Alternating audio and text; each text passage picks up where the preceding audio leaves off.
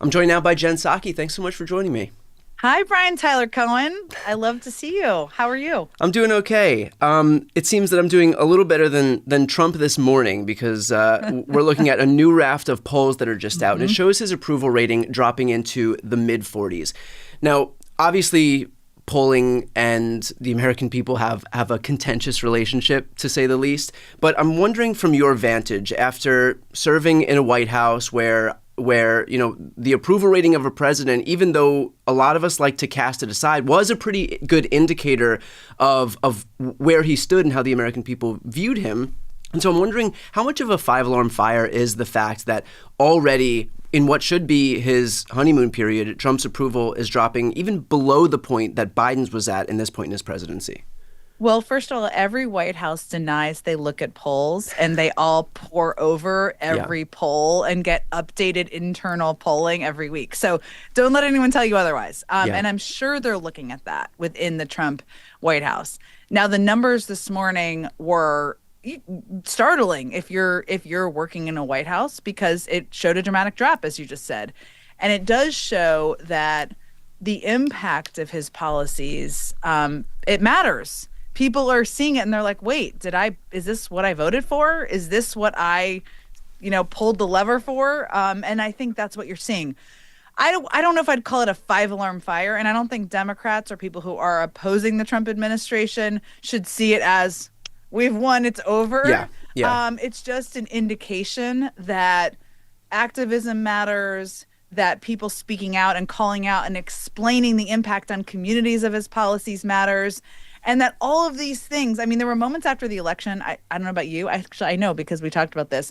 It felt like, is anything we're saying mattering? Does Yeah. it matter? And I think the answer is it does. And that's one of the things that these numbers tell you. Well, look, you'd mentioned that this is startling, and it will be startling for the folks in the White House who, of course, are going to look at this stuff. But I guess to build on the exact point that you were bringing up, in the sense that does it matter? I mean, this is a president and a cabinet that doesn't seem to really care about delivering on the things. Like, look, he ran a campaign that was wholly predicated on bringing down the cost of rent, bringing down the cost of housing, bringing down the cost of food, bringing down the cost of eggs.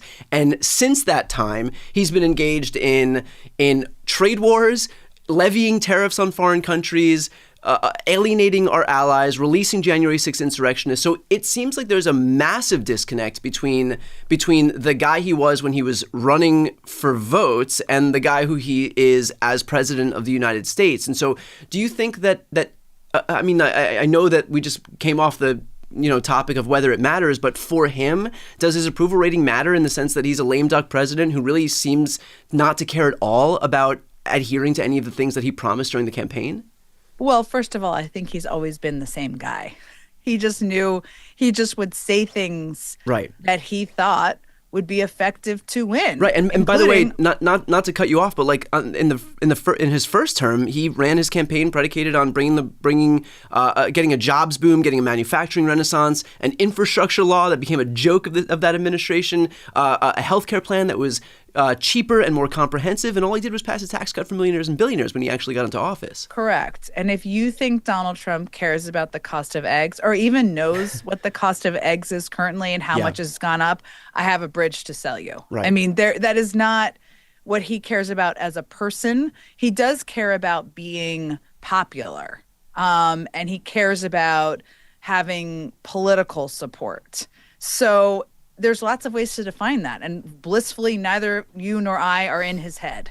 But Yeah. what does that mean? If his MAGA base is still with him, including people who are having a hard time paying for groceries, maybe he doesn't care that the cost of eggs hasn't come down. But if he sees dramatic drops in approval that are continuous and consistent on things like the economy, then he may care. We'll see. But he does care about that. I don't think he cares about human beings. The other thing I would just add to your list, which I think is hugely impactful and we're going to see more and more impacts of, are these budgetary cuts that they said they didn't make, that a court ordered them to undo, then they didn't undo. And now the impact of those are significant on communities. We're seeing them in rural communities, farmers, red states, doesn't matter, but it is interesting politically.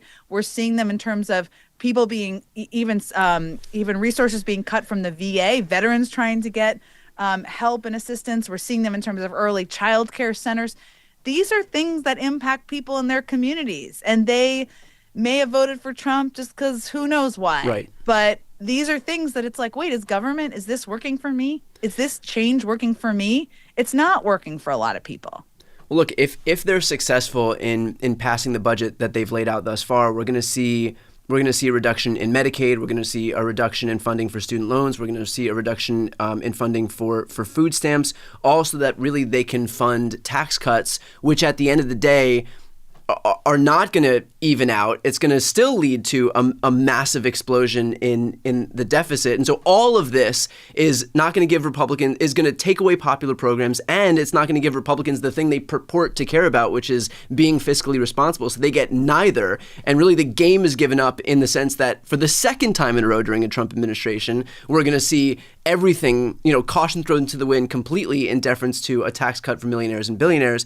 But the reason that I bring that up is you have so many programs that are popular. You have like Republicans use Medicaid, Republicans use food stamps, Republican voters are contending with predatory student loans. Republicans care about the deficit. Republicans recognize that the interest on the debt is a massive line item that we all have to pay for with our tax dollars. And so, do you think that there will come a point where kind of popular pressure is going to bear down on them because the way that they're acting right now, and I'm not talking about Trump, I'm talking about everybody else in the party that kind of is perfectly content to cast everything aside and grovel at his feet.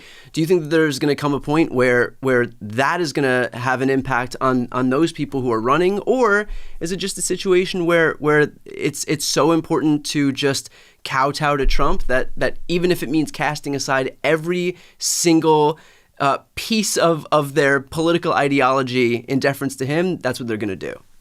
I think we're going to see the same thing until they're feeling political pain. Yeah. And that's disappointing, and it's kind of gross, and it's not what people were elected to do. You're elected to represent the people in your state or your district or whatever it may be. All the domestic examples are great examples and also hugely impactful examples on communities. The other example, I would say, where it shows in a very crystal clear way their unwillingness, far too many of them, to stand by their principles, is Russia, right?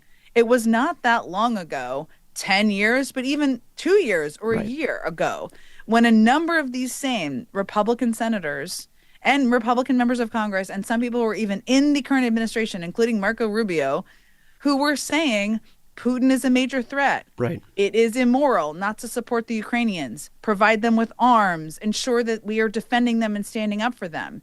And now the same people seem okay with the Trump administration's approach, which is let Russia have all of the land, all of the leverage. Not even being willing to say that Russia was the aggressor in this war. Correct. And that is not an example that people may feel like impacts them in their everyday lives, and it probably doesn't for most people. Yeah. But it does tell you the willingness to bend themselves into pretzels and to give up their spines in order to please Trump. And that's the political calculation they've made. Jen, from your vantage, having worked in the White House, how cataclysmic of a move is what's happening between the U.S. and Russia right now, seemingly coddling up, or not seemingly, I mean clearly coddling up to Putin, and at the same time not only abandoning Ukraine, but abandoning our allies in Europe? I mean, this looks like a massive reordering of the post-World War II peace structure that's led to decades and decades and decades of peace among the world. Yeah, look, I never thought I'd be quoting the former national security advisor for Trump, John Bolton, but there's a moment, and we're in 2025. And he basically said last week, the Russians are drinking vodka straight from the bottle right now because, for a range of reasons. Yes, it is Ukraine and the territory that they've long wanted and fought for. But yes, it's also that the Trump administration is giving them all of the leverage in advance of negotiations by saying you can have the land. Right. It's also giving them a version of a green light to Eastern Europe and other places that they may have, because some of these countries were former parts of the USSR back in those days. They have aspirations for additional land and space as well. So it is a reordering, and it is sending a message to the world. The United States is not going to stand up against big countries illegally invading smaller countries, which, by the way, is kind of a global order type of value. So it is something that I think has the potential to have cataclysmic impacts on the global order, how our allies see us around the world. Are we a reliable partner anymore? And also what license it's giving to countries like Russia to take additional actions like this. So we're seeing instances where, for example, Pete Hegseth came forward and preempted the White House, or preempted Trump, by saying that that Ukraine getting membership into NATO was off the table, was a non-starter. And then, of course, the White House walked it back. But I think the message was already sent. In any case, it's being framed as a gaffe. You have somebody like Sean. Not a gaffe. You have somebody like Sean Duffy, the transportation secretary, of course, presiding over a daily deluge of collisions and crashes and planes falling out of the sky. Meanwhile, he's posting pictures of himself going on joyrides on Air Force One to the Daytona 500. From your vantage, having worked in the White House for years and seeing the scrutiny that was placed on Biden administration officials for what were, seemingly nothing gaffes, but I mean, we've seen the extent to which right-wing media will blow up nothing burgers into major problems. I mean, back to the days of like Obama wearing a tan suit. How do you perceive the asymmetry right now that there is just overall crickets from right-wing media for things that you and I both know they would get fucking obliterated on if Pete Buttigieg was overseeing the Department of Transportation where planes could not stay airborne? I mean, well, first of all, here's the thing. I'm just quoting John Bolton. I'm defending Pete Hegseth. We're in opposite worlds. I think Pete Hegseth was like unqualified and immorally corrupt to be in this job. I don't think that was a gaffe. I think that he was stating the position of the administration. Yeah. So, and I understand there were some senators who were like, oh, he's new, he's a newbie. It's like, yes, but I don't think that was a mistake on his part. I think he was stating what Trump had probably said to him in the sit room. Right. Duffy, again, not to be a defender of his, but the biggest problem here, one of them, appears to be the unelected, unchosen Elon Musk and the Doge crew going in and taking a random wrecking ball to agencies in government, including the FAA, including a number that have regulatory authority over some of Elon Musk's companies, by the way, which I'm sure is not a coincidence, and cutting positions that are essential. That Sean Duffy is defending that, so that should be critiqued. But it's like these figures in the cabinet are almost just like powerless puppets, and Trump and Musk are running the whole thing.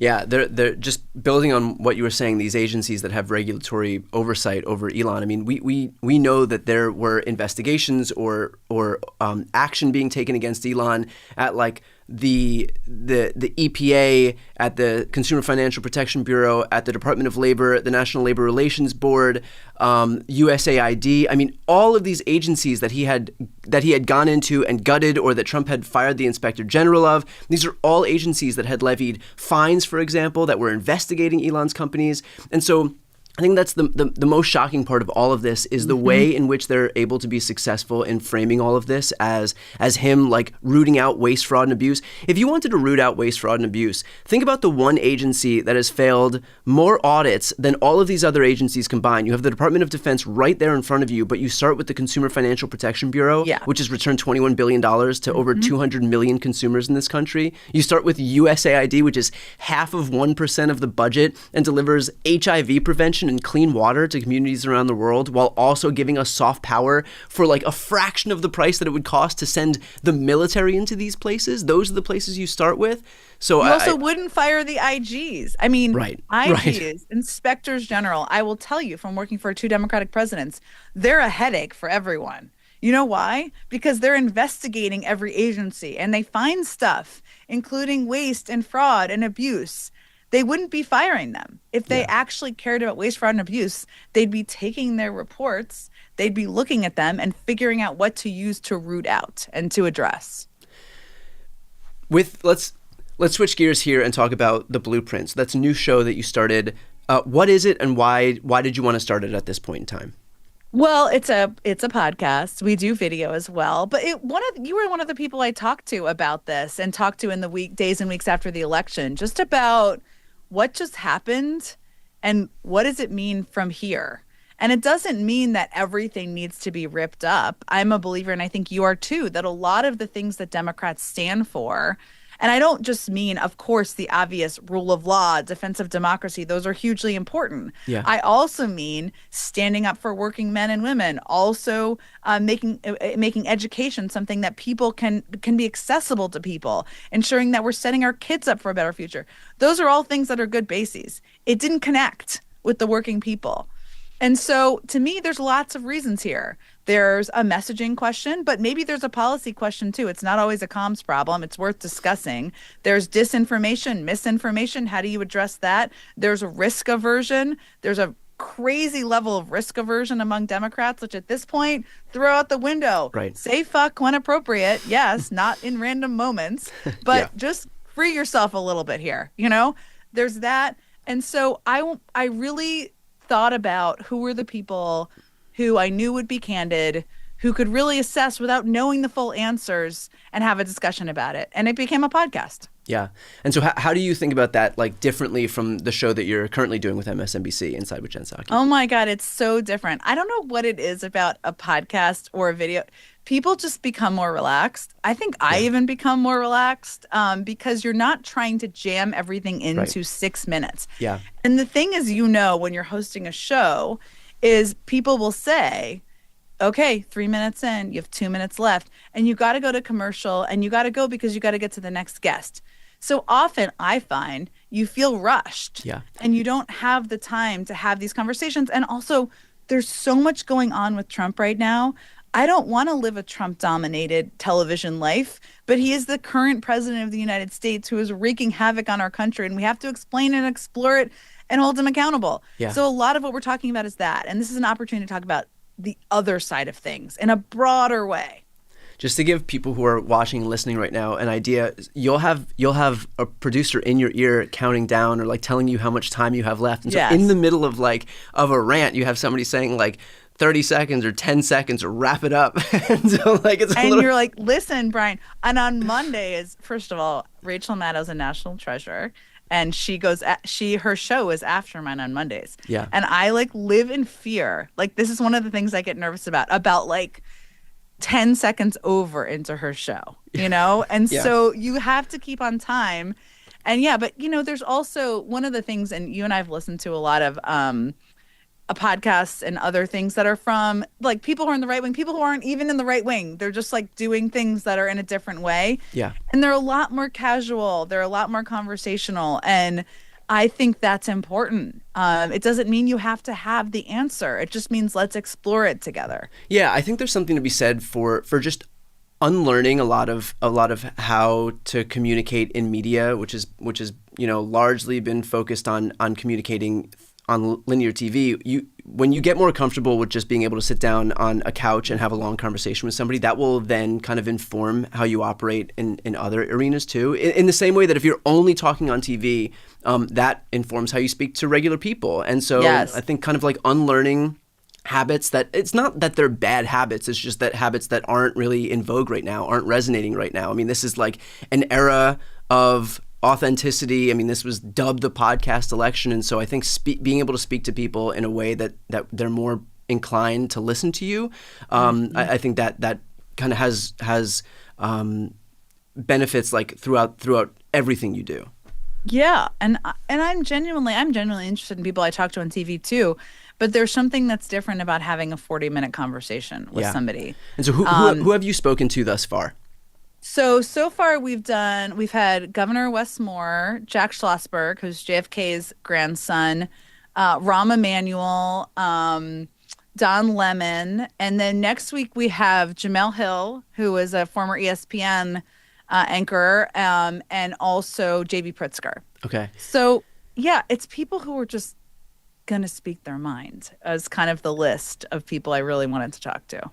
I'm curious whether you are seeing a difference in like how electeds are speaking to you, because usually I find that when it's electeds versus commentators or hosts, it's much easier to get them to speak freely and not have to rely on like rote talking points.